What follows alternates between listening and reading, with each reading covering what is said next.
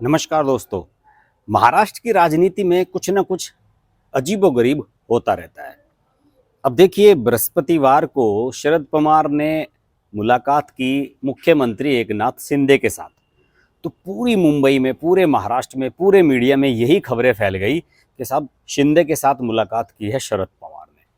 और शरद पवार ने कुछ ही देर बाद मुलाकात के जब इस बारे में ट्वीट किया तो पता चला कि वो एक कार्यक्रम का इनविटेशन देने के लिए गए थे एकनाथ शिंदे को। ये बात जरूर है कि जब से एकनाथ शिंदे चीफ मिनिस्टर बने हैं महाराष्ट्र के, शरद पवार ने पहली बार उनके साथ इस तरह से मुलाकात की। आधा घंटे तक मुलाकात चली। और एक संगठन है मराठा मंदिर, 1945 में इसका गठन हुआ था। जी गावड़े, जिन्हें बाबा साहब गावड़े कहा जाता था, उन्होंने इस चैरिटेबल ट्रस्ट का गठन किया था और शरद पवार इसके वर्तमान में अध्यक्ष हैं। इससे बहुत सारे चैरिटी के काम होते हैं, एजुकेशन का, लोगों के लिविंग स्टैंडर्ड को उठाने का। मैं नहीं जानता इसके बारे में, जो भी काम होते हैं वो किस तरह से संचालित होते हैं, लेकिन शरद पवार इसके वर्तमान में अध्यक्ष हैं और इसके 75 साल अब पूरे होने जा रहे हैं। तो इसी मौके पर एक बड़ा कार्यक्रम आयोजित करना चाहते हैं ये सब लोग। तो उसी का इन्विटेशन देने के लिए एकनाथ शिंदे से मिले थे शरद पवार और इसके बाद चर्चाओं का बाजार गर्म हो गया। दूसरे, जब शरद पवार मिलकर लौटे एकनाथ शिंदे के साथ, शाम के समय उन्होंने मुलाकात की गौतम अडानी से, जाने माने कारोबारी। आपको याद होगा कि गौतम अडानी के साथ जब पिछली मुलाकात हुई थी शरद पवार की तो कितना हंगामा हुआ था, क्योंकि शरद पवार ने पार्लियामेंट में राहुल गांधी एंड पार्टी, जितने सारे लोग विपक्षी दल जेपीसी की मांग कर रहे थे अडानी के मुद्दे पर, उसको कंडम कर दिया था शरद पवार ने।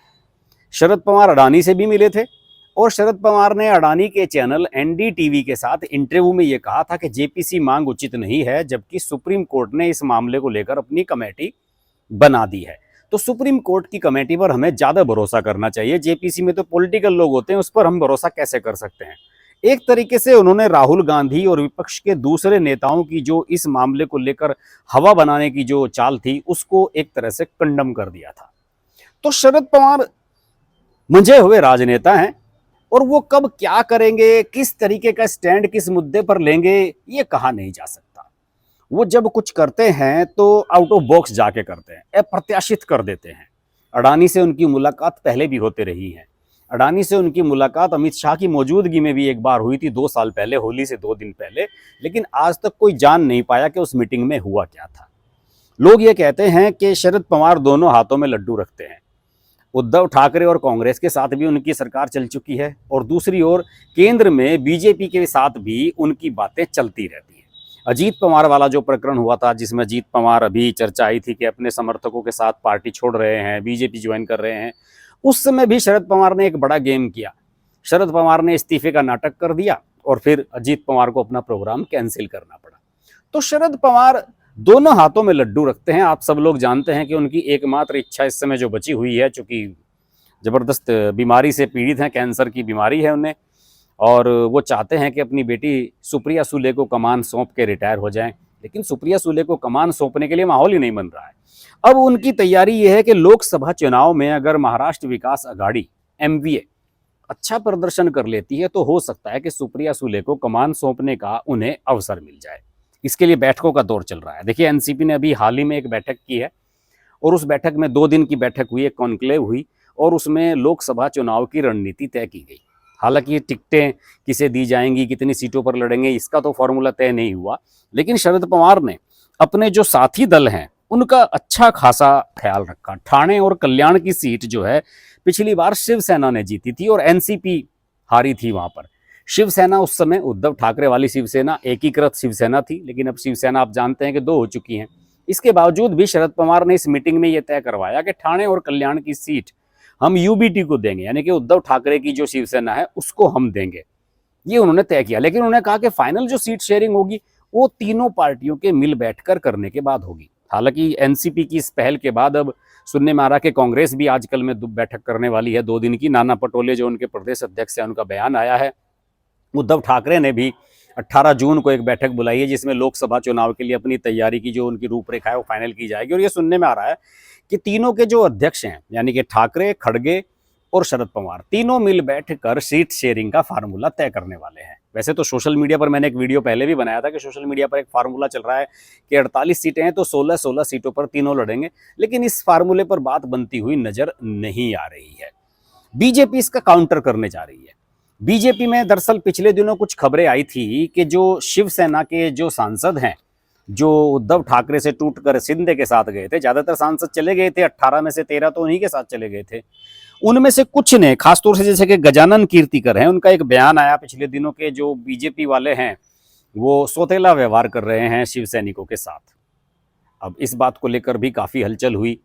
बाद में बताया जाता है कि मंगलवार को एकनाथ शिंदे और देवेंद्र फडणवीस की इस बारे में बैठक भी हुई। अगले 2 दिन में भी बैठक होने वाली है। तो अब ये भी एक शिवसेना और शिंदे के बीच में जो ये वाली जो शिवसेना है शिंदे वाली और बीजेपी के बीच में जो है वो थोड़ा सा अंडरस्टैंडिंग बनाने के लिए भी कुछ बैठकों का दौर चलेगा और उसके बाद कुछ चीज़ें निकलकर सामने आएंगी। फिलहाल महाराष्ट्र की राजनीति में सबसे दिलचस्प खबर यही है कि शरद पवार इधर भी जा रहे हैं, उधर भी जा रहे हैं। महाराष्ट्र विकास अघाड़ी की एकता की भी बात कर रहे हैं और दूसरी तरफ बीजेपी के साथ अपनी ट्यूनिंग भी बनाकर रखना चाहते हैं। अपने कार्यक्रम में मुख्य अतिथि के रूप में एकनाथ शिंदे को भी बुला रहे हैं, बीजेपी के साथ बातचीत चला रहे हैं, सुप्रिया सुले को वहां एडजस्ट कराने की कोशिशें भी कर रहे हैं।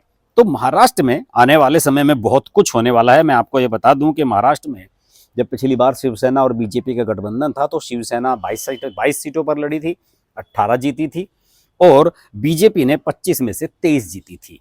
तो बीजेपी को तो करना कुछ नहीं है। बीजेपी को तो जो शिवसेना वाली सीटें पिछली बार थी वो शिंदे के गुट को दे देनी है। हो सकता है 1-2 कम ही दें, हो सकता है 5-7 ही सीटें दें शिंदे गुट को। तो बीजेपी तो इस बार बड़ी पार्टी के रूप में यहाँ पर अपना स्थान बनाने का जो फैसला कर चुकी है। हालांकि पिछली बार भी वो बड़ी पार्टी थी, लेकिन अब उसकी नज़र अगले साल होने वाले विधानसभा चुनावों पर भी रहेगी। तो इसलिए बीजेपी चाहती है कि अपने दम पर ही कुछ करा जाए। लेकिन इसको काउंटर करने के लिए शरद पवार लगातार एमबीए के जो घटक दल हैं उनसे बातचीत कर रहे हैं, उनको चैनलाइज करने की कोशिश कर रहे हैं। दूसरी तरफ कई बार वो डिमोरलाइज करने वाली बात भी कर देते हैं। जैसे कि उन्होंने कह दिया था जब चुनाव आयोग का फैसला आया था उद्धव ठाकरे के विरोध में और एकनाथ शिंदे को असली शिवसेना का मालिक बता दिया गया था, तब उन्होंने कहा था कि ठीक है, नई पार्टी है, अब इस नई पार्टी को आगे बढ़ाने की सोचो। तो दोनों तरफ की कहानियां शरद पवार चलाते रहते हैं। लेकिन एक ही दिन में एकनाथ शिंदे से मुलाकात, फिर अडानी से मुलाकात, ये सब चीज़ें जो हैं ये बताती हैं कि शरद पवार आसानी से नहीं बैठते हैं, बिल्कुल शांत नहीं बैठते हैं। हमेशा उनके दिमाग में कुछ ना कुछ चलता रहता है और उसी के अकॉर्डिंग उनकी जितने भी स्टेप होते हैं, जितने भी कदम होते हैं, वो उसी को मद्देनज़र रख के वो तैयार करते हैं। देखते हैं महाराष्ट्र की राजनीति में आगे क्या होता है। हमारी नज़र इस पर बनी रहेगी। आपको ये वीडियो पसंद आए तो इसको लाइक कीजिएगा, शेयर कीजिएगा। चैनल अभी तक सब्सक्राइब नहीं किया तो सब्सक्राइब जरूर कर लीजिएगा। फिर होती है आपसे भेंट। नमस्कार।